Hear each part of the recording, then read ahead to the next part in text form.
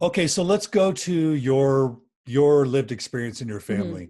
How did you, and it's sensitive to, I'm sure with the memoir, it's so hard. How do you talk about your parents when they're still alive? Right. How do you talk about your siblings when they're still alive? Hmm. Um, I I get the sense that your parents were kind of cool. At least that's the sense I Hmm. get from what I've read so far. Yes. Almost like your mom was like this yoga kind Yeah. of hippie mom, and your dad Right. was this doctor by day, but a expert chef by night, right? Exactly. Exactly. So maybe it's easier to talk about your parents, but talk about what your parents were like and how the religion sort of informed their parenting. Sure. When my parents are part of the modern Orthodox Jewish community in Memphis. I'm actually going there tomorrow morning. It's the next stop of my book tour. And my parents really, they are fully part of this world. I think that they believe in it, and this is the world they've shaped us in. And, it's interesting. I think my parents probably had the experience of what happens when a child is not like you. I think they had that experience with my older brothers. Maybe they were practiced in it by the time they got to me. So even though we were raised in this modern Orthodox world, my brother, after college, eventually, gradually became part of a Hasidic Jewish community in an ultra-Orthodox community in Israel. And so, from the outside perspective, maybe that difference doesn't seem so vast, but from within it, it felt very big. It felt like he was changing from who our family was. And I think in that, my parents had to reckon with what happens when a child doesn't choose who you are, when they choose something different. And so that was sort of the first taste of it. And then of course they have me now. And I think by the time, I made this change when I was about to turn 40. And so maybe, we were ready to talk about it with, and they were able to, my parents, I think, were able to accept that, there was sadness for them, I think, particularly for my mom, this idea that I wasn't the person maybe she would have wanted me to be, or I wasn't going to believe in the same things she believed in. But But sorry, before we get to sure, that, when you're sure, like 12, 13, what are they like and what's your relationship with them like? And we'll follow the chronology now. sure, What I want to do is dig into the chronology of your lived sure. experience. So what types of parents were they when you were a child and a young teen, and how did their Judaism affect who they were, and then how did their Judaism affect how they parented? Sure. It's interesting. Growing up in Memphis, the Jewish community there, the Orthodox community, was probably slightly to the right of my parents. So it was a more right wing, sort of ideologically conservative community than my parents. And my parents are more liberal politically and liberal on social issues. And they're also, my mother is very arty, as you said. You had the perfect description of her. And so I think for my parents, their own experience, not to speak for them too much, but my sense of it as a child watching them was that they themselves were seen as, so-called radicals in their own community. They were on the liberal edge. And so they, I think, had the experience of not fully fitting in or not belonging to the community that they were a part of. And that experience changes you. It affects you when you feel, I don't fit into everyone around you, or I'm different in some way, even though I want to stay part of it. It's one thing to be different and want to leave, but what if you're different and you want to be part of it too? So I grew up, as a little girl, being aware of that in my parents, that many girls in my high school were not allowed to wear pants. Girls wearing pants is a huge thing, but I was allowed to wear pants. And so I knew that we were more liberal, or my mother's family is more right wing than us. So I was like, you know, I would be wearing jeans to a family event. And, a cousin once said to me, that's not modest. And so I always had that Ah. sense of, right, oh, jeans are, as, taboo. Very, jeans were like the formative notion of rebellion for me. It could be encompassed in a pair of blue jeans. And, that idea that we were and yet we weren't. We somehow didn't quite match. And that feeling of being inside and outside at the same time, I think shaped my sense of my parents as part of this community, and maybe it was part of my own identity as well, growing up in this world. Yeah, so I loved the description. You give the example, your mom takes Tai Chi classes, she's a storyteller, Right. she adheres to self-help philosophies, her art forms are the Jewish folk tales. You talked about your dad being a chef. So So someone would say, oh, well, then they're liberal, loosey-goosey, sort of like secular Jews, right? So talk about how they were still very Right, Orthodox. right. So they were liberal in terms of their ideology, their sort of personality, very artistic, but they were strictly observant. I mean, growing up, it wasn't like, oh, the Sabbath starts, around 7 o'clock. We'll start then. The Sabbath started at 7:02, and that was when it started. And we did nothing after that that was forbidden. Or, and again, like there's always range of practice. And so some people who might affiliate as Orthodox might quietly do things on the side that are not necessarily like done by everyone. An example people often use is, it's called eating out, where, yes, I keep strictly kosher, but, maybe we'll quietly go get fish, in a restaurant, even though it's not certified. And that I think is within the umbrella of Orthodoxy, but we never did that. I mean, we were strictly Orthodox. And so there are laws within Orthodox Judaism that there's issues of definition, and maybe pants is one of them, that people who are modern Orthodox do wear pants. But observing the Sabbath is a deal breaker. You either do or you don't. I'm sure people quietly do their own thing, but at least in terms of what people say about their own practice. So we were, strictly observant in all those regards. So kosher, Sabbath, anything else where your parents were just completely strict Orthodox? We observed all the holidays. There's so many rules. I mean, I could think of the smallest thing that, if you buy new dishes, you have to immerse them in the ritual bath before you can use them. So that's like an example of something so minute. Like, so we would do that. Or on Passover, the rules of kosher become even more strict, where it's not just the food that has to be certified kosher, but the toothpaste, the aluminum foil, every detail. So we observed in that very strict way. It wasn't like, oh, we're doing some of the laws and not the other. It was, it felt like observance was the centerpiece of our lives. And did you get the sense that your parents really believed it? That they didn't just, there's this idea of orthodoxy and orthopraxy, right? Obviously, Orthodox Jews are orthoprax. Did belief come into it with your parents, where you could get a sense for whether they were literal believers, that Moses actually existed, that there literally was a God, versus like, I don't know about whether it's true or not, but we follow Right. Jews.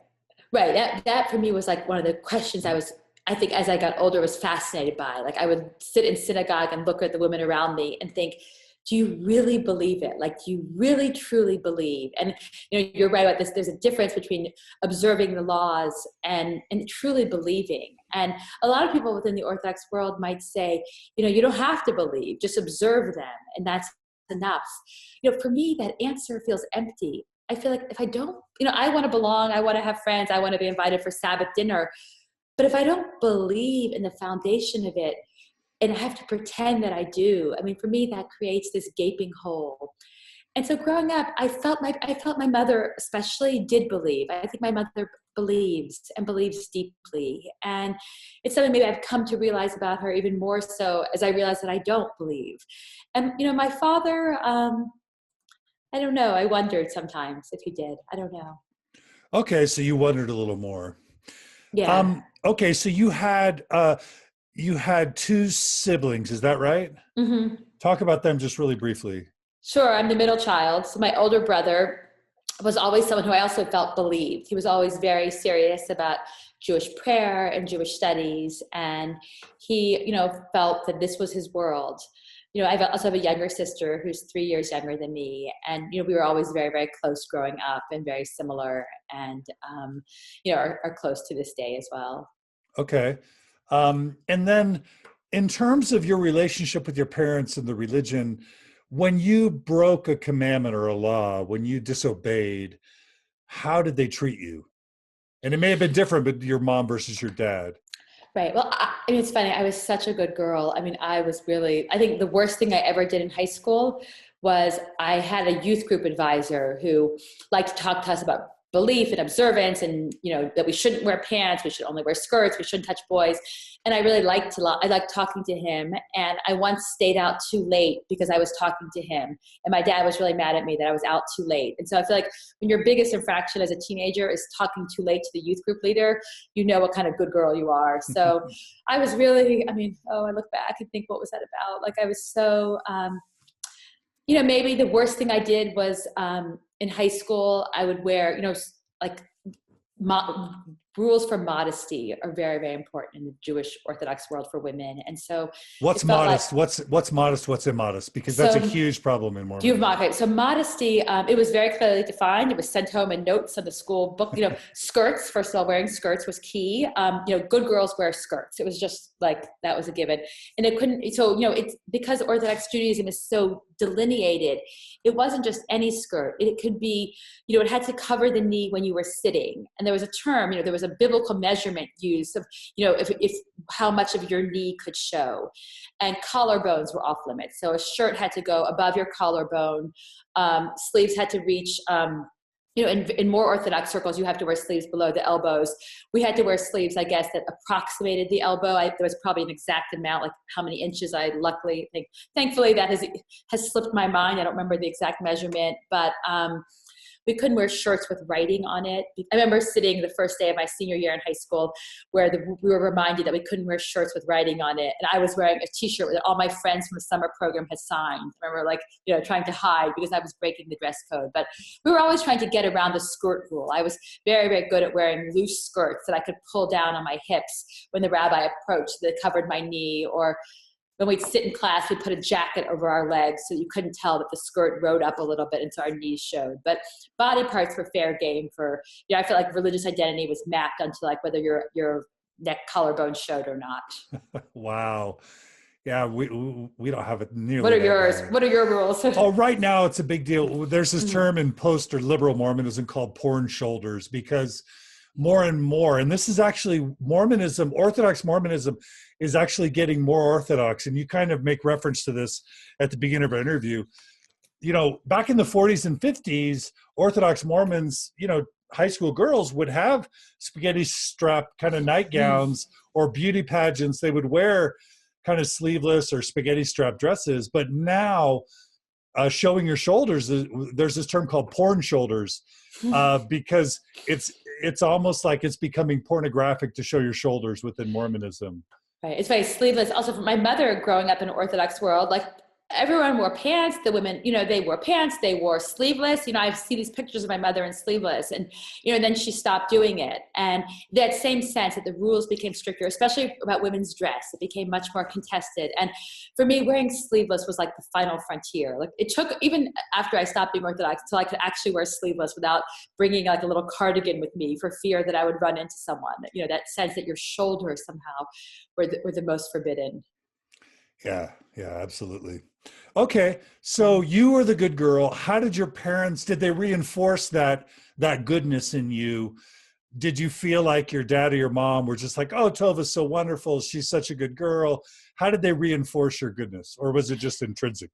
I think it was intrinsic. It was taken for granted that I was not going to rebel. I think that I had a fascination with people who rebelled. I had a high school classmate who was sent to our school as a punishment. We always sort of used to laugh about the fact that, our school was her punishment. But I went to a tiny high school. There were 18 girls in the whole school. It was called the Yeshiva of the South, which is like a term for a Jewish day school. And there were 6 girls in my class, and we were all very close with one another. It felt like there were so few. Maybe if I had more opportunity to rebel, I would have been able to, but it wasn't particularly adventurous. I think that I lived inside my head. I would sort of concoct these escape fantasies, and I would play this game with myself where I would imagine what my life might look like one day. And I would have these versions, some of which I was still Orthodox, but many of which I was not. And it was, I think for me, the way of rebelling was my mind, and was asking questions quietly. And I felt that resistance every time we learned something, particularly about women's roles.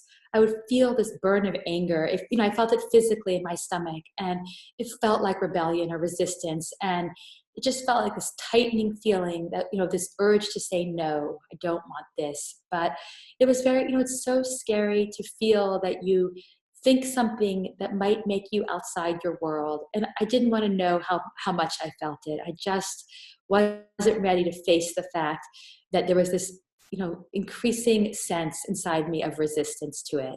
When did it start? At what age did your serious doubts start?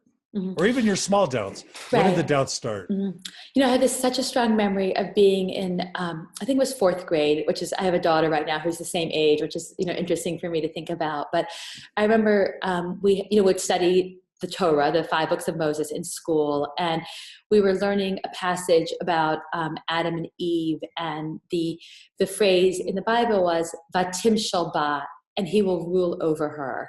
And I had to learn to translate it. We had to learn the vocabulary for all the words. And I was a very good student. I could, would memorize the words. I could spout them off. But I remember thinking and he will rule over her. And I, remember asking my mom about it. She came into my room while I was doing my homework. And I remember that sense of turning to her and just saying, how could this book that I am supposed to revere, I'm supposed to feel that this is God's word, how could it say the man will rule over her? Because that means me, that the man will rule over me. And it's when you live your life according to it, it's personal. You are the woman in that text, or you are the girl in that text. And my mother understood the dilemma. She understood that sense of confusion and pain, I think, to feel that these words were turning against me in some way. And part of the way Jewish study works is that you read commentaries. They're biblical commentaries that are printed alongside the text.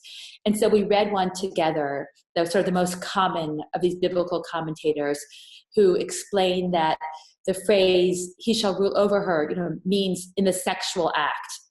And, as the 4th grader, I was like, not quite sure what that means. I was like, does that make it better? Exactly. Does it make it worse? But I remember that feeling of knowing that I was supposed to be satisfied with the answer. You could ask the question. I mean, Judaism encourages questions, but you have to be happy with the answer. I didn't realize that second part. I'm always exactly. I've idolized Judaism. Oh, they love doubt and question and skepticism. Yeah. As long as you listen to the answer, you can journey all you want, as long as you come home. And so I'm not sure that's questioning. I also always feel that sense. So I remember that feeling of, it felt like mental gymnastics. I knew the answer had to make me feel better because, it had to. The text couldn't be wrong and the rabbis couldn't be wrong, and they couldn't be sexist because they were the truth. And, how could I make this all work? And I remember this attempt to try and shape the words. It felt like this attempt to, some kind of pretzel twisting inside my head to make it be okay, because I needed it to be okay, because what would it mean if it wasn't okay? The idea that, but I remember that feeling. It was that each time you add, I think, one more little piece to the pile of resistance. That was, one of those moments of feeling anger and resistance, but not being ready to touch it, way too young to touch it. We call that nuance, or we call that apologetics in Mormonism. Right, exactly. Where we're trying to twist ourselves into an intellectual or emotional pretzel to keep the wheels on the wagon. Absolutely. So how did that, from that 4th grade girl, how did your doubt and questions, skepticism progress over time? Right. So there was that. What other issues? Yeah. Right. So and those would continue, certainly with issues about women and girls. I had a bat mitzvah, which is like the girl's coming of age ceremony, and a girl has hers when she's 12 and a boy has his when he's 13. And my brother and I are a year apart. So we had ours the same year. And so for my brother, what that meant was he read from the Torah and he led the services. He made a speech from the synagogue, and then we had a party. But because I was a girl, what it meant was we had a party because I couldn't participate in any of the religious service. And, there are those moments you think, oh, we had a lovely party, but I'm not participating in a religious practice. We're marking this without the sort of official religious sense.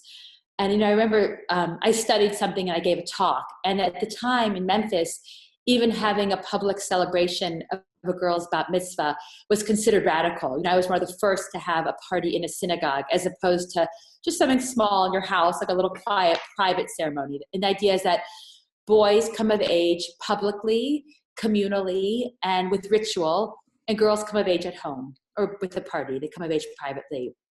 And so that was another moment of, what does that mean for me? And then in high school, I think I felt it even more so, that sense that, because there had been these sort of changes in the Jewish world and the Orthodox world, we weren't going to study Talmud. That was still forbidden, but we were going to study a little bit of the oral law. And it was Xerox for us. We were given photocopies of the oral law. I think we couldn't actually study the oral law itself from the actual books, but the class was called Rabbinic Thought and Literature, and we could learn some watered down version of it. Okay, wait, I have to pause you. Sure. So what year are you in high school? Let's see. Okay, so I was born in 1972. So I am in high school in 1985. So late, 80s, yeah. Late 80s. I graduated from high school in 1990. So 86. So in the 80s in Orthodox Judaism, women are forbidden from studying the Talmud. So it depends where. So in the modern Orthodox world and in New York, let's say, by that point in the modern Orthodox schools in New York, girls were studying Talmud alongside the boys. Okay. I mean, that was considered, and that's one of the sort of changes that I was referring to in the Orthodox world. In the right-wing Orthodox world, to this day, women would not be studying Talmud. So in your world, you in high school. And so my world was sort of this hybrid. I mean, my family was modern Orthodox. The high school was not modern Orthodox. It was high school. Your high school. It was sort of to the right of modern Orthodoxy. It was sort of this caught between those two worlds. And so we weren't going to study Talmud at all, but we were going to study some rabbinic literature, which is what Talmud fits into that broad category. And it was the sense of like, oh my God, the girls are being given access to these texts. And, I felt the sense that to be given access was considered dangerous. What will happen if we allow you to learn these things? And I was interested to learn. I mean, I was, the idea that I lived rules, but didn't understand how they were created or how they were taught or how they were transmitted. It felt like being locked out of what was the centerpiece of the world. Wow. Okay. So it sounds like a lot of feminist questions, a lot of sort of gender equality, treatment of women, you and women in general, just feeling like lesser than in Jewish culture and observance. Any other strains of doubt or questioning that were happening parallel to your sort of issues around gender equality? Right. Well, separate to the issue of gender equality, I think I just wrestled with the question of belief. I wrestled with the idea that, it seemed like this logic game to me. Like, how is it possible that of all, the millions and millions of people in the world, what are the odds that I would be born into the truth? Like, down the street from our school, we had this school called the St. Louis Christian Academy. And, I would drive past it every morning and I would think, if I'm right, well, clearly they must be wrong. But from their perspective, they believe just like we are being taught to. And the notion that I happened to be born to the truth while everyone else was wrong just seemed like a stretch. It seemed hard to believe this idea, how lucky I was. And I would try to wrap my mind around it. I would try to convince myself of it.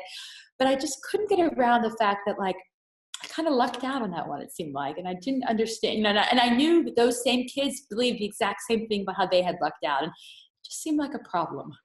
One thing that Mormons and Jews have in common is a similar number across the world. So Mormons claim around 16 million. How many do Jews claim? Do you have a sense? I don't know. I've heard it's similar, but okay. I call it doing the math. I did the same thing in high school. I divided. It probably would have been 8 million or 6 million at the time by 3 billion or 6 billion or whatever it was, and it was less than 0.5%. That was like, wow, really? But I was like, wow, I'm really lucky. Right. I thought how wonderful, how lucky I am, and isn't that amazing? And when you step out of your own perspective, you think, I don't know, it doesn't seem as likely. And also the notion of belief, the notion that, I was sort of bothered by this idea of I believed because I had been taught to, but if I had been taught something else, I would have believed that as well. And that was problematic for me. So you're thinking of these things in high school. Now, where does a young Orthodox teenage girl in Memphis go when she's having these? Were they tormenting you, or was it just like, curiosity? I think at the time I probably would have described them as curiosity. I think the place I went with them was I read. And I didn't read, it's funny, I didn't read secular philosophy. I read novels. And I think one of the other things that bothered me, maybe this wasn't a belief question exactly, but it was a critique of my world, was the sense that there was always a public version of truth. There was a story that we were taught. You know, every community teaches its story. And our story was that everything here is good, and everyone is happy, and everyone believes, and everyone is content. And if you don't, you know, clearly there's something wrong with you, because we all believe this. We all think this, and look how wonderful our lives are. And I think maybe this is where I became not just a non-believer eventually, but a novelist. The recognition that it's always more complicated than that the story never matches the public facade. And I used to, you know, hear little murmurings of community scandals. We always had these scandals that would happen. And I would think, you know, it doesn't match the story you're telling. Or you would hear people's stories about, you know, the things that happen in all of our lives, painful things and complicated things. And I would have this awareness of the gap between what people said and how people really lived. And that probably moved me more than anything, the sense that the whole truth wasn't being offered. And I think reading novels, and I read Anna Karenina in high school, and I had the feeling of, here is the world as it is really lived. Here are people not performing and not trying to inspire me or trying to, you know, instill something in me, but just life, human experience. And I think that maybe taught me more, that it gave me a place for those questions, that sense that life and human beings are more complicated than religious worlds maybe want us to think. I have to ask, I don't know if it was from Fiddler on the Roof, where at some point Tevia's like, hey, God, if this is what it means to be chosen, I'm not so sure I'm interested. Exactly. Right. Choose someone else. But to not be too trivial about it, either I've read or I've contemplated just this idea that, what would it be like to feel like you're Jewish, part of God's chosen people? And even Mormons think Jews are chosen. Like, even Mormons view Jews as God's, the true pure blood of Israel, right? What would it be like to view yourself as God's chosen people and to have such an epic history of Holocaust, of persecution, of murder, and being driven, not just the Holocaust in World War II, but the pogroms in Eastern Europe, and I mean millennia of persecution, right? Right. I mean, Jewish history is you know, shaped with stories of persecution, anti-Semitism, violence, the Spanish Inquisition, the pogroms. I mean, you know, until the Holocaust, which was the one that I knew the most about, it felt the most immediate. You know, sitting in front of me in synagogue were a group of women who had survived the Holocaust. And when they leaned over, when they reached for something, I could see the numbers tattooed on their arms. And I think certainly for my generation, an awareness of the Holocaust was always part of our Jewish identity, even if we had no family directly who were direct survivors in any way. But it was part of our communities and part of our education and part of our upbringing in any way. And I think that sense of wrestling with what it means, with how, you know, I mean, I think we all wrestle with the questions of what is of God and evil and how we reconcile those. But it felt deeply personal. I certainly read many, many books about the Holocaust. I was very afraid. I was very, you know, certainly when I was younger in elementary school, we would learn about it and I would come home and have nightmares and really be tortured with the question of, could it happen in America? Could it happen again? And reading, you know, read from the Diary of Anne Frank to just, you know, Night, Elie Wiesel, really the full slew of books, really had such an awareness of what that kind of evil and suffering, and it felt deeply personal. It felt like it had been, you know, it was so not far removed. It wasn't like, you know, I can read about the Spanish Inquisition, but reading about the Holocaust, you know, my grandmother was alive during it in Memphis, but I felt like this was the same age. This was this time period that I could touch with by knowing people of the same age. Did it affect in those teen or early adult years, did it penetrate it? Sometimes that can reinforce, the sense of discrimination can actually reinforce one's feeling of specialness or of mission or purpose or passion. In some ways, persecution can actually reinforce Orthodox belief. For you, did it ever challenge your belief? I think it does. For me, it did both. I mean, it definitely did increase the sense that I was part of this world and that I felt a sense of obligation to carry this history and to know the history and to carry stories that had been wiped out.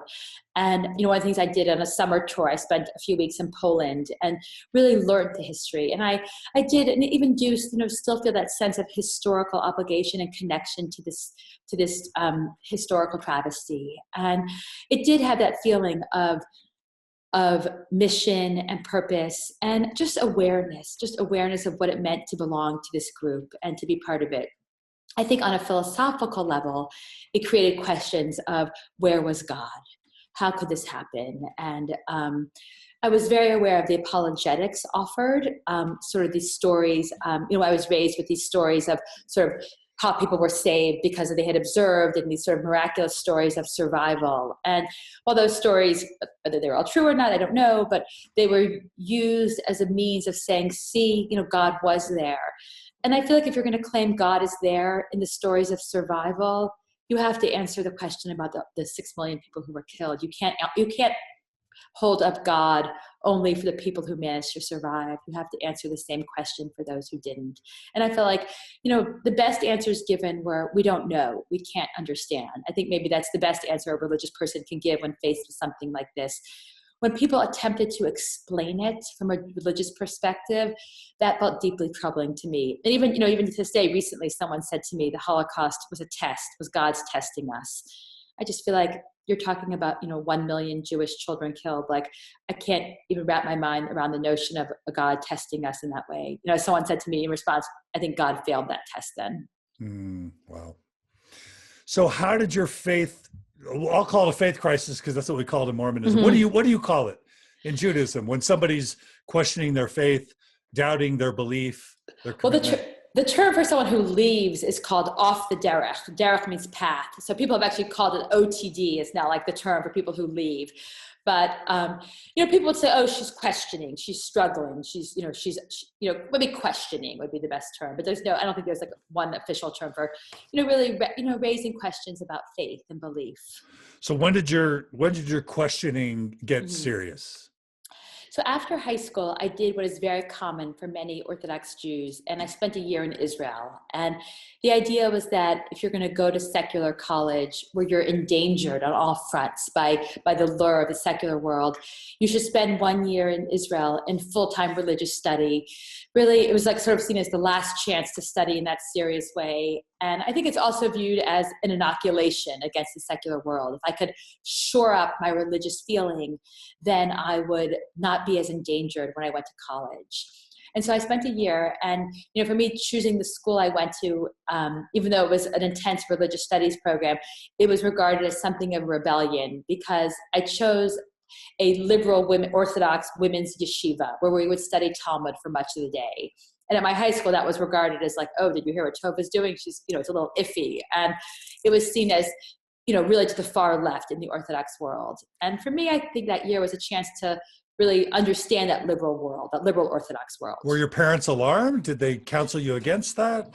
My parents were happy. So this school fit in more with my parents' modern Orthodoxy as opposed to my high school's more right-wing Orthodox tilt. Okay, got it. Okay, so you do a little more liberal experience in Israel, and what happens? And so I love the Talmud study. I really felt immersed in it. And I think I felt in that year, I felt a little more comfortable with my Orthodoxy. I felt this sense that maybe I could reconcile it. Maybe I could be a feminist. I could be intellectual. I could go to college and still be Orthodox. And I had this image of who I was supposed to be. She was sort of this, she was, feminist. She was going to go to college, but she was strictly Orthodox. And I felt like that was the ideal. And I just wanted to be her so badly. And so I really felt like I spent that year trying to become this person, trying to be, the sort of mantra I adopted was, I didn't have to agree with all the rules, but I was going to observe them because they were God's will. And so that year, for example, I stopped wearing pants.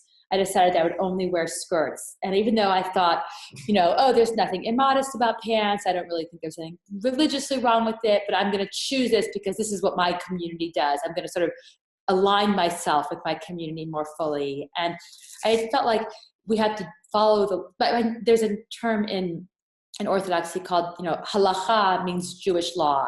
And so being halachic is someone who follows the law. And I felt like I didn't have to buy into every sort of ideology and belief, but I was going to be halachic. I was going to follow the laws.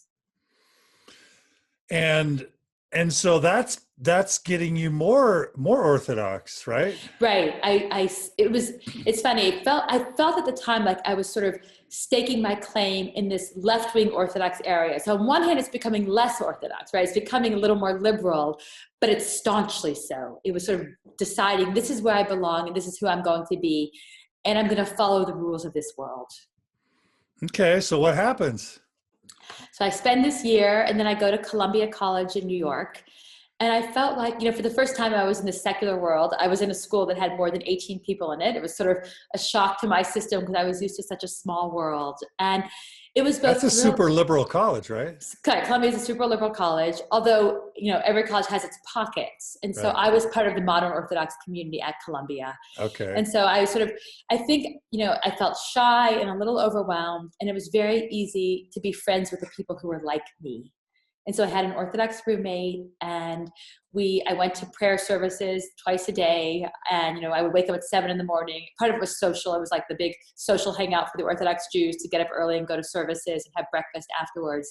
But I staked my claim in that world. This was who I was going to be.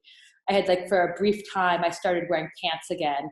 And my roommate at the time said to me, I don't think that boy will date you if, you wear pants. And I wanted to date that boy. And it was very important to me to be seen a certain way. There's so much about how an Orthodox girl is regarded. Again, that same category of, are you good or are you not good? Is she religious or not? And, if you wore pants, you could still be Orthodox, but not 100%. And I wanted to be 100%. Okay. So you did you date that boy and didn't even end up dating him? No, I stopped wearing pants and didn't even date him. Okay. All right. So how did your faith progress? What did Columbia do to your faith? So I think my goal at Columbia was to stay the person I always was. College for me wasn't about exploring. It wasn't about, let me look at what I believe, let me change. It was, let me go to my classes. I was an English major. I knew I wanted to be a writer. So let me take in those parts, but not change my religious identity in any way, not endanger it. To take a religion class, or, I would never have taken a biblical criticism class. I didn't want to be challenged, a religious philosophy class, anything like that. I didn't want anything that would shake me from my sense of belonging and faith. So my understanding of biblical criticism is that it's basically teasing apart the Bible to show that it's not necessarily literal, that it's not necessarily historical, that Moses may not have even existed. Exactly. And so would you have been aware that biblical criticism existed by the time you were at Columbia? I was aware of it as a school of thought, and I was aware of what it was interested in doing. I was aware that it would challenge the notion of whether God was the author of the Torah. And I didn't want to have, I knew that if I were faced with it, I would have to take it seriously. And so it was easier not to read it. So you just avoided it. Oh my gosh. Do you ever pinch yourself now or hit yourself now that you had a chance to study that stuff? I do. I pinch myself about so many things about college, about being afraid to explore, about the idea that I could change. I mean, for me, change was the most terrifying possibility. And maybe I was most afraid of it because I knew that part of me was so hungry for it. I knew that inside me there was a voice that was questioning, and I had this idea that if I just didn't listen to it, somehow it would go away. And I think I did everything I could not to listen to it because it was, I knew in college I would hear about people like, oh, do you hear about this person? He took a class in secular philosophy and now he's not Orthodox anymore. They were like the warning stories. They were the stories that would scare me. And I was curious. I thought, well, what is that like? And, I couldn't imagine how you would navigate. I feel like, well, who are your friends and what do you do on a Friday night? And what will your world look like if it's not this? And so there were cautionary tales. So in some sense, I don't want to simplify it this way, but But religion was stunting your personal growth and development. Is that fair to say or not? Is that I think, oversimplifying? Is that? well, I think it created, there was a border. It built a fence around me. And so you could explore up to this point, or you could make other friends who weren't Orthodox, but up to a point. And, you know, the idea that you could be part of the outside world as long as you knew who you really were. And maybe some people in college were better able to navigate that, of being more comfortable, having lots of different kinds of friends and being parts of lots of things. For me, I felt very aware that I didn't want to be loosely tethered to my world. Yeah. Okay. So it sounds like college wasn't Mm. the place where you started really having the intense doubting and No, questioning. college for me was, you know, I think for a lot of people who go to secular college, I feel like that's one exit ramp people take. I didn't. I just was too afraid of it. Okay. So what happened? So my senior year of college, I had a friend who actually had converted to Judaism, and she was sort of fascinating to me. It was fascinating that she had chosen this world, and you know, she actually ended up inspiring my first novel. I was interested in what makes someone choose this world but be different. She wasn't able to fit in. Like, really, the first time I met her, I knew right away that she had not grown up in this world, and I was interested in how we belong or don't. And she was dating this guy, and he had a friend, and they introduced us on a blind date, and we went out, and 12 weeks later we got engaged. 12 weeks later. 12 weeks Okay. later. And you were Yeah. married, and how soon after that? So we met at the end of, oh my God, our first date was oh God, it was October 30th was our first date. So I could do the math. It was in 1994, Okay. you know, this week. So we went out for 12 weeks. We got engaged around New Year's, and we got unofficially engaged, and we got officially engaged, you know, then, and we got married in August. So Okay. we had known each other. One of the things that sort of bothered me was I haven't known you for a year and I'm married to you So you married him within a year. in a year. Yeah. Same with me. I was married to my wife within 10 months of meeting her. Right. Yeah. Okay. And what was he Orthodox? And was that part of why you loved him? And was that part of the contract for why you got married? Yeah, he was Orthodox in a very, very similar manner to me. I mean, he was part of a very similar modern Orthodox community. We were, as our friend said, you're exactly the same. And that idea that we were just religiously, we were very similar. We were both strictly Orthodox, but we always used to say, like, we're not harsh about it. Like, we were a little more bendable. We weren't, I had roommates who were, you know, more strictly religious. You know, they were a little more didactic in some of their observance than I was. And I always felt like I wasn't like that. And so it felt like a comfortable fit. He knew my friends, I knew his friends. Our parents actually knew each other years before. And our fathers had gone to medical school together. So the Orthodox world, I'm curious if you had this similar thing, you know, like the idea of Jewish geography, we call it, you know, where everyone knows everyone is one step removed from one another. And so I told my parents I was going on a blind date with this guy. And I was like, oh, I know them. Daddy went to medical school with his dad, you know. She's like, I think we were at his circumcision. And I was like, oh, that's too much. Didn't need to know that. But, you know, that sense that everyone is interconnected in so many ways. That's awesome. Okay. And what state did he grow up in, go to high school? He's from Boston. Okay, good. So, all right. So you get married, and how did your questioning start impacting your marriage? I assume you started out hopeful and committed to your orthodoxy, but also sort of progressive in your orthodoxy. Right. When did things start becoming difficult for you and then problematic in your marriage? Right. I think on one hand, getting married felt like it secured me to my world. I felt like when you're a married Orthodox woman, you are an official member of the community.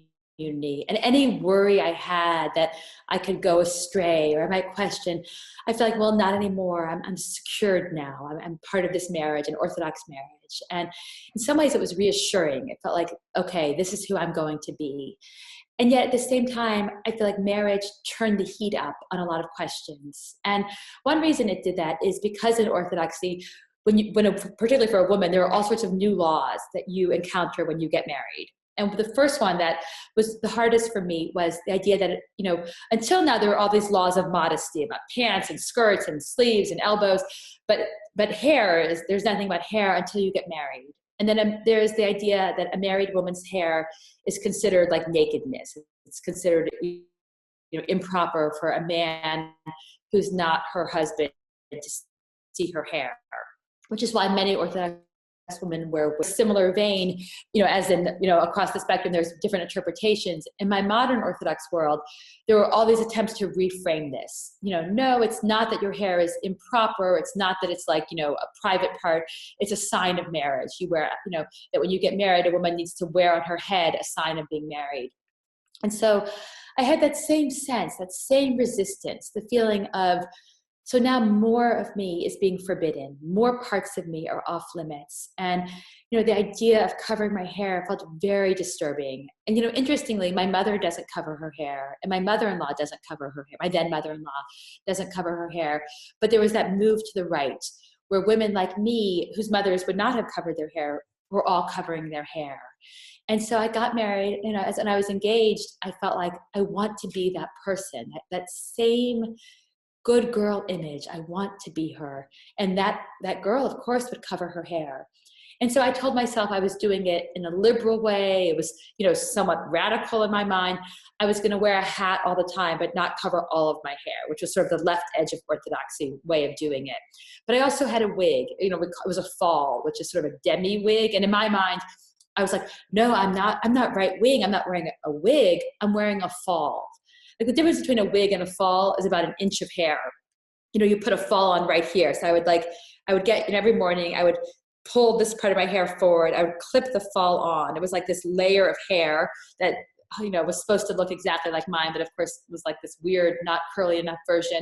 And then you pull this hair over and you kind of pin it on. And it was sort of this, you could ask the question, if no one knows you're doing it, how exactly is it a sign of marriage? If the fall is so identical to your hair, what is the point?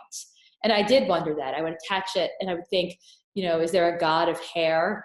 For whom am I doing this? Or I would wear a baseball hat all the time. And I hated it. I felt covered over. I felt like I lived in this little enclosed world where my vision was impeded. But again, I'm doing the law. It wasn't supposed to matter how I felt about the law. I just had to observe it. Wow. And in addition to the hair, was there also, so you said there was a hat and the hairpiece?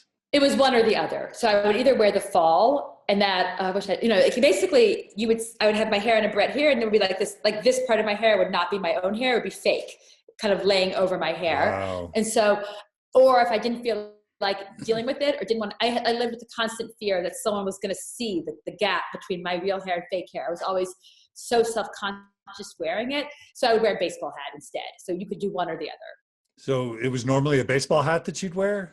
I did. I would try to wear like berets, some way. I would look in the mirror and I would think, is this who I am? And I had a moment walking down the street once where I caught a glimpse of myself unexpectedly in a mirror. In New York City, there were these drugstores that had these full-length mirrors. And I caught a glimpse of this young woman. She's wearing like a hat like this big round hat and a long skirt. And I had this moment where for a second I looked at her and I thought, who is that? And then that split second before you recognize yourself. And then it was like, oh, that's me. And the shocking thing was that, I felt this internal sense that said like, no, this is not who I am. This is not me. Like the me who lives inside doesn't match that religious woman who was presenting herself. Mm-hmm. I think that was another one of those moments, that sense that the person I am on the inside does not match the person I am on the outside.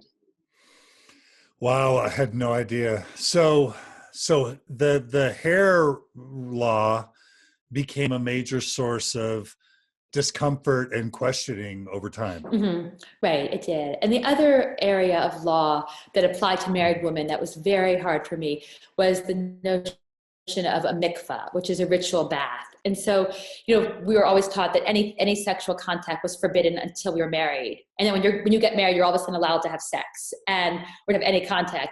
But it's not just like, oh, now you can have sex. It's even that is very strictly legislated. And so before getting married, everyone takes something called it's called the Kala class, which is like a bridal class. And we learned the laws of Jewish family purity. And those laws, again, were extremely strict. And the laws were that, in a nutshell, that during a woman's period and for the 7 days after, she's not permitted to touch her husband at all. No physical contact. You can't sleep in the same bed. You can't pass a plate to each other. You can't get, no hug, nothing.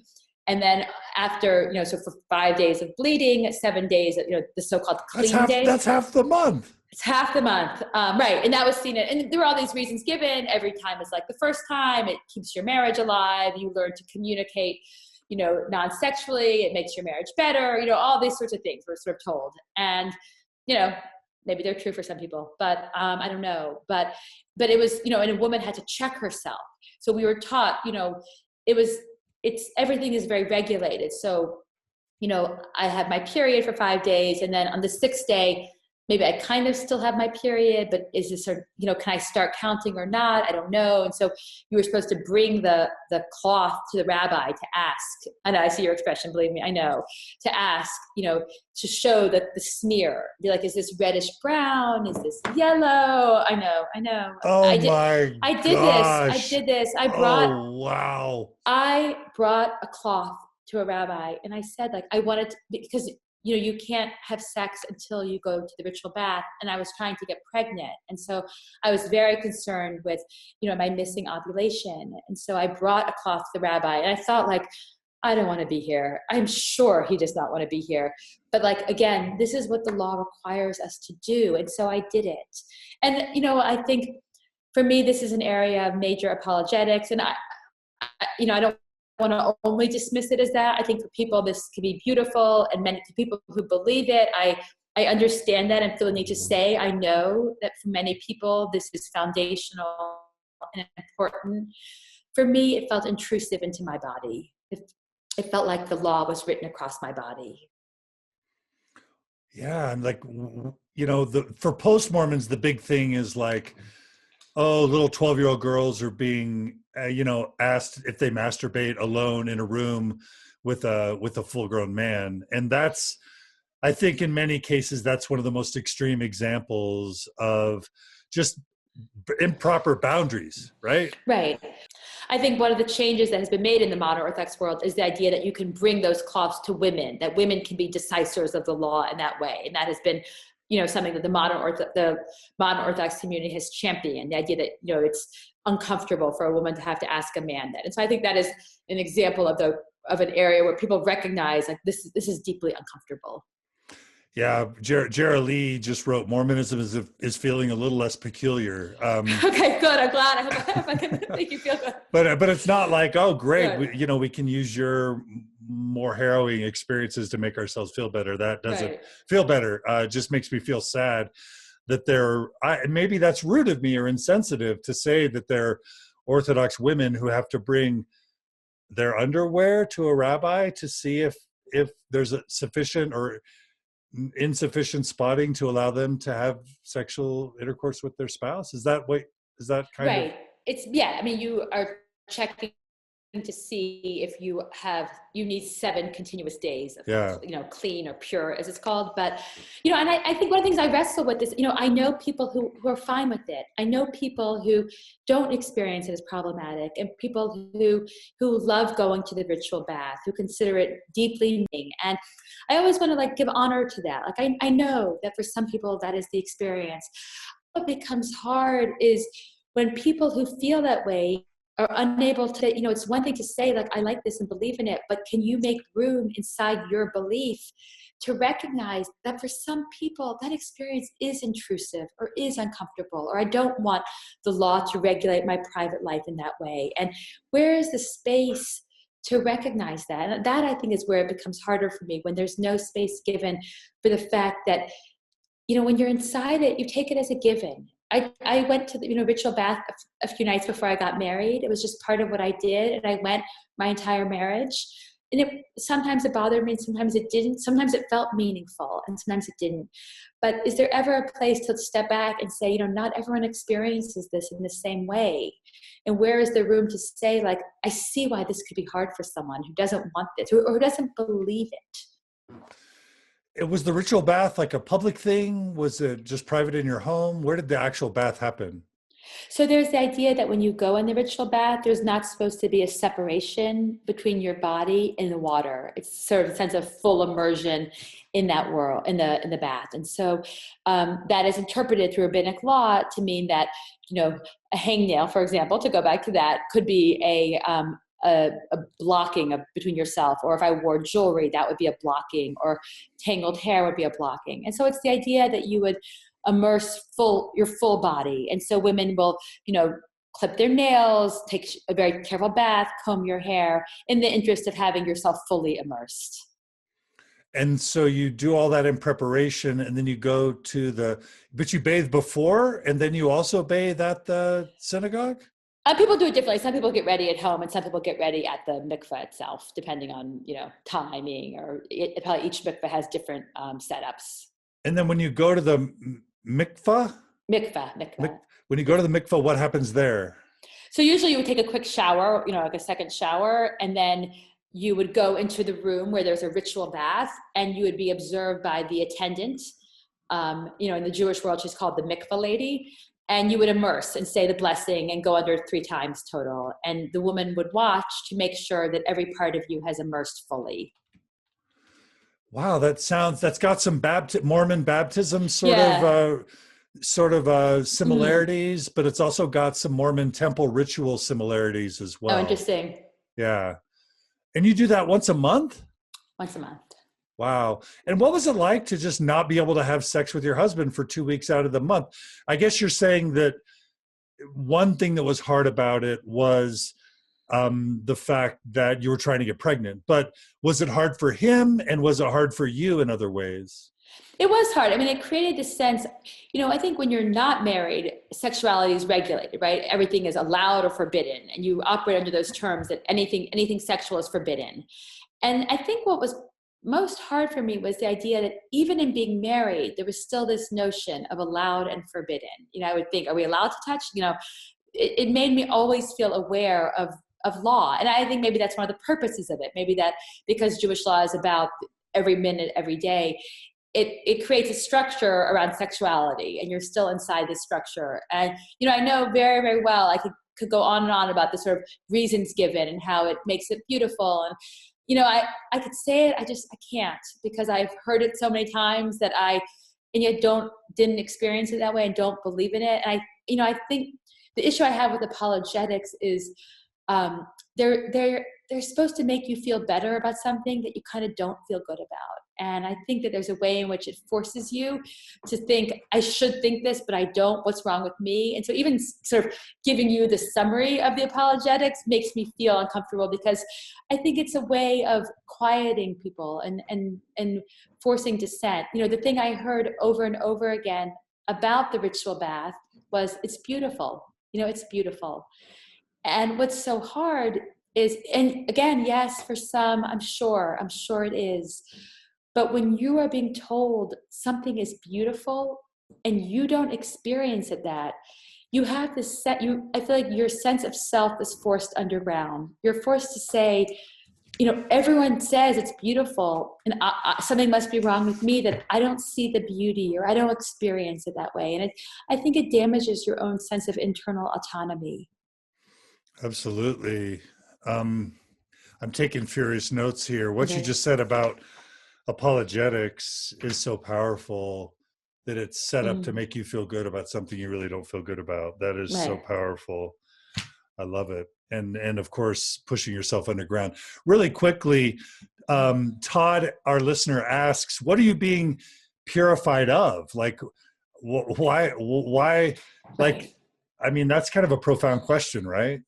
Right, exactly. And purity has so many layers and has so many resonances of what does it mean to be pure, impure. I mean, in a technical sense, it stems from a biblical notion of blood as being impure. So people who were bleeding couldn't give temple sacrifices. So the woman's period, the actual blood itself, is what sort of makes you forbidden for sexual contact. And so you are being purified, but if it's sort of, if women's period is so central to a female biology, you could ask, like, is it your own female body that you're being, that is being made pure? And there's all again, like with apologetics, it's not about cleanliness. People always say it's not about purity. It's about permissibility. You know, there are all these attempts to make it, you know, but for me, it feels like all these attempts to make it not be what I think it is. And the notion of, you know, women's blood being a taboo, like period blood, menstrual blood being a taboo, you know, in many societies, I guess.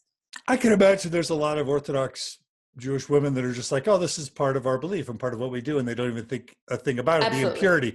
And then I'm guessing that there's others that are just racked with this torment of always feeling impure. And every month I'm going to be impure again. And am I dirty now? And am I worthy?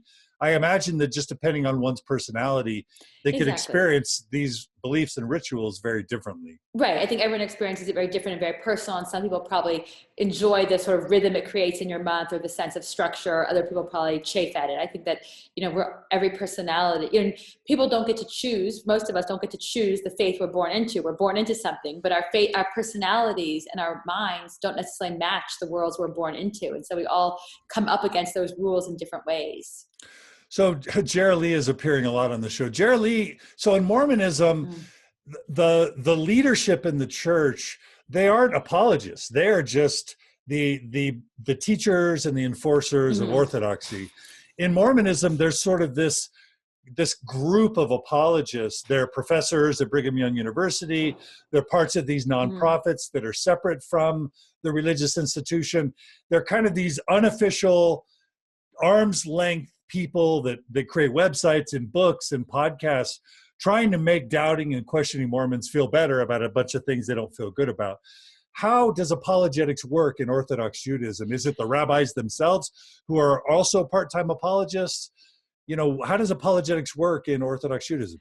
I think Orthodox Judaism doesn't have, I think, the same centralized structure you're describing. There's no sort of one Orthodox like synagogue. You know, it's not like there's a central body. There's many different groups and there's many different, you know, there's some rabbinic organizations, but there's no sort of centerpiece or main, you know, single authority figure in that way. And so there's so many different streams of orthodoxy. And so I think that there are different movements, you know, different, so I don't feel like it has as clear of a distinction as you're describing between sort of the official version and the apologetic version. I think that there are people who consider it their mission to explain doubt to people, who put forth things on internet services or in sermons, just, you know, personally to try to reach out to people. Within Orthodoxy, or within the Jewish world, there's something called the Kirov Movement. So Kirov comes from the Hebrew word to draw closer. And, you know, Judaism doesn't proselytize outside of the Jewish faith, but that group is very interested in bringing people who are Jewish deeper into the fold and deeper into Judaism. And so their goal might be to try and explain to people why, you know, you think this is problematic, but it's really not. Or people who offer proofs of God's existence, who want to sort of argue with doubters and be like, you know, I can show you why it's beautiful, or I can prove to you why God really exists. And so that, I think, it's sort of an outreach movement, is maybe engages in some of what you're describing. Would this sort of conversation happen in the synagogue, or would it happen at a university? Would it happen over the internet? How does somebody find these sorts of people? How does a doubter who's active in Orthodox Judaism find these sorts of people that would give these explanations to try to make them feel better? Well, some of it could be just personally, you know, let's say a student in high school could confide in a rabbi or a teacher, and they could sort of talk to them about it. You know, there's been, I think, a growing awareness in the Orthodox world about kids who are dissatisfied, or people talk about kids at risk, or this idea of kids who are leaving the path has become much more in the spotlight within the Orthodox world right now. And I think that puts people in a position of wanting to try to keep these kids inside, or figure out how to speak to them, how to answer their questions, and with the desire to pull them back in and keep them within the community. Okay. All right. So, so now talk about how the hair, the stuff with the hair, the ritual bath, how did that lead to more and more serious doubts personally, and then how did it start affecting your marriage? Sure. Well, I felt it was that same, that little voice, you know, when I was, you know, in fourth grade, saying, I don't like this, you know. Each time it's like adding a little bit more power to that voice. And so I did cover my hair for the first 3 years of being married, and I really hated it. I felt like it went against some central part of myself. And I think, you know, hair is such a personal sense for me. It was such a sense of who I was, and the idea of having to cover over some part of myself. And I, tried to do it. I would make myself do it. I would pin that wig on every day and think, I hate this, I hate it. But I would say, like, this is what you're supposed to do. And to not be someone who covered her hair, I felt like I don't want to be that person. And I think that was probably one of the first real moments of reckoning, where there was an action produced. And after about 3 years, I decided that I couldn't do it anymore. It made me not want to go outside. I just didn't want to, I felt like I was doing something that went against some essential part of who I was. And with some things within Orthodoxy, let's say keeping the Sabbath, there's no room to decide I'm not going to do it. But hair covering, there are people in the Orthodox, there are women in the Orthodox world, my own mother, for example, who do not cover their hair. So there, it felt like there was a choice. I would be making a statement, I knew I would be regarded as less religious, but you could still be within and not cover your hair. Regarded by who? Because if your parents don't care, who are you worrying about? Right. So so it's funny. That's a great question. That who is the watcher? Who watches us? And I think that in the Orthodox world, community reigns supreme. I almost think that community is the God. I wasn't worried about God. I didn't worry, oh no, God is going to consider this a sin. I don't, it's funny within Orthodoxy, you can go a lot of days without even hearing anyone talk about God. It's law, religion, the rabbis. I was afraid of being perceived by my community. And so community becomes an enforcer of laws. And is that just your local temple? Who is the community is it your in-laws? Is it your friends from college? Who are the community people that most had that influence on you in those early married years? It's all of those, all of what you said. Like, it's family, it's community members, it's synagogue members, friends.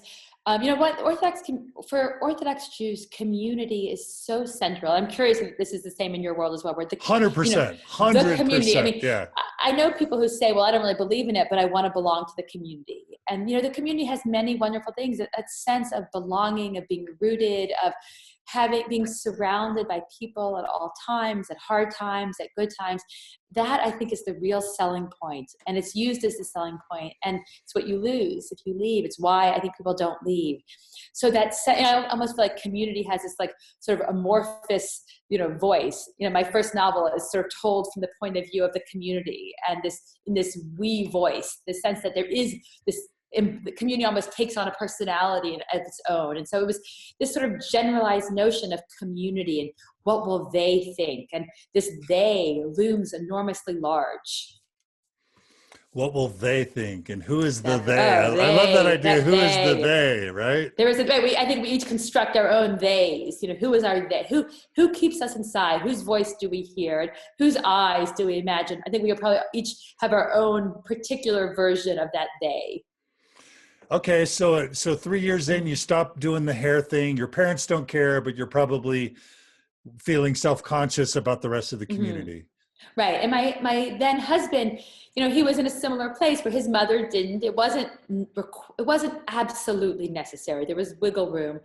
And, I want to give him credit for it, that when he saw how much I hated it, he would, I was not very quiet about it, putting that wig on every morning. I was like, God, I hate this. I can't stand this. And trying to scrunch the hair so it looked something like my very curly hair. And, he was aware that it really bothered me. And I think he understood, at the time, I think he understood that it was hard. It was hard for me. Maybe he had some sense that I was trying very hard to be somebody that ultimately I wasn't.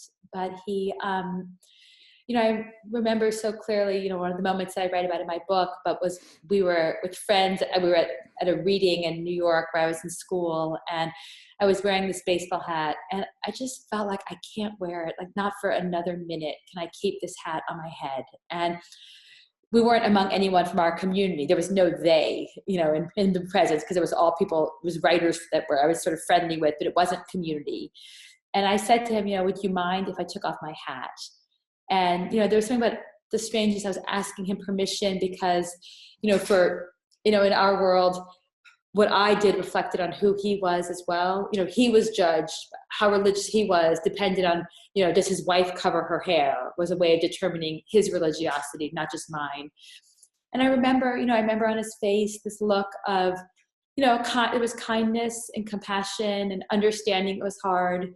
And also, I think, confusion or fear about what does it mean to set the ball of change in motion. What does it mean to take one step down? And he said, oh, I'm fine with it. It's fine with me.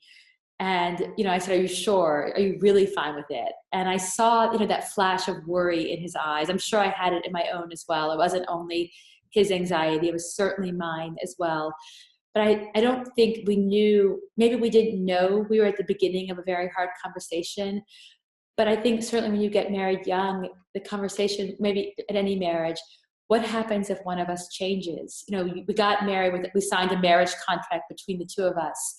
But there was also like an informal contract that the person I am now at 23 is the person I'm always going to be. And, I don't think that is life. And so what happens, at that moment, sitting in this little weird bar in Manhattan, where of course we wouldn't eat anything or drink anything because we didn't do that. We each had a Coke. That was like, as far, what we would do, in this baseball hat between us on the table. When I think back, I feel like that moment right there was where we started something that couldn't be turned back from. But, if I knew then what it would have done, I would have realized how big of a moment that was. You called it a step down. Right. It was with the just that act of taking the hat off. Right. It was, I was supposed to be, the religious woman I was supposed to be. It felt like a failure in some sense. It felt both like a moment of stepping more deeply into my own self and claiming my own ideas. And yet, that same good and bad, it was also this feeling that I'm not able to be who I was supposed to be. Yeah. So that's something we got to explore later, because it's you feel like it's this epic failure, step down, disappointment, sin, transgression, whatever. And at the same time, the way that I would look at that on your behalf now is this major awake, this being born again for the first time, right? And sort of having that moment of empowerment and liberation where you are taking a first step at possibly having the chance of becoming who you really should be and are meant to be and can become. So, and that's what I think was so complicated about moments of leaving, where you're doing both at the same time. And, for me, it was the first time of saying, yes, that might be the law, but I don't want it. I don't want it on my body. I don't think I believe in it. Or, if I believed that taking my hat off was really bad, would I have done it? It was realizing, no, it's like pulling off the hangnail. It's realizing I have it in me not to follow this. And, those are scary, tremendously scary moments, but they are empowering also. They are saying, I am capable of doing something other than what was expected of me. Yeah. So how did that, what came after that step down for you and your husband? Mm-hmm. So I told myself, it's just this one thing, just this one thing. And then after that, I wore the hat for a few more months. I told myself that I was going, it's just that one night. I'm not going to change. I'm not going to change. And then, maybe, the forbidden fruit, we do it one time. And I was like, oh, could I do this again? And I sort of waffled. And, the strange thing about wearing a fall that looks exactly like your hair is that people don't always know when you're waffling. So I would kind of not wear it sometimes and wear it. I was in this trying to figure it out stage. And, a few months later, there came a time when I made this decision. I had just finished writing my first book. And so much for me of being a writer is about wanting to be honest and about wanting to lay bare truthful experience. And I just kept feeling like I've written this book. I ended up finding an agent and a publisher, and it was about to come out. And I felt like I'm writing a book where I want to be honest, and yet I feel like I live dishonestly. I feel like I'm wearing something to pretend to be someone I'm not. And so really right around the time that I found my first agent and it seemed clear or more likely the book was going to be published was when I told my husband that I decided I was going to permanently stop wearing a hat in the fall. And, it was that same moment, I felt his understanding. I don't think either of us were equipped to deal with change, but I, remember that same flash of fear because, I said I wasn't going to change more, and yet here I was changing, more permanently. And I started wearing pants, somewhere in that transition period. I also started wearing jeans again.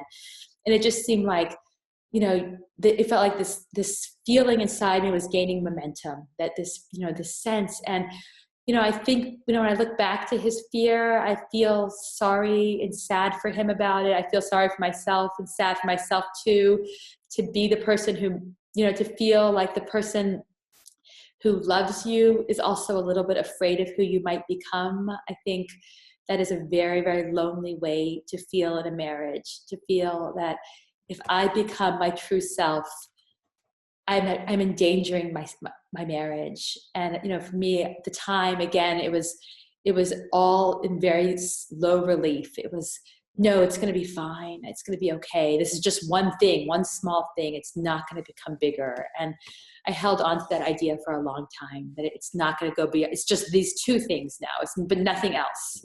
Two, meaning the hat and the wig, or was there? The hat and the pants. Hat and pants. Okay. Pants. So the hat and the wig both. They go together. They're the same. Yeah. Okay. And pants. Wow. Yeah. It's like, there's a book called The Backslider in Mormonism, where you're always trying to be Orthodox, but then you backslide and then you try again. And you just, at some point, you just become enveloped in shame and self-loathing because you just realize you can't do it anymore. Right. Because the idea that who you want to be is bad. Like, you are forced to, you're in this mode where you want to discover your inner voice or be your full self, but you're told that self is wrong, and you're in an impossible bind at that point, I think.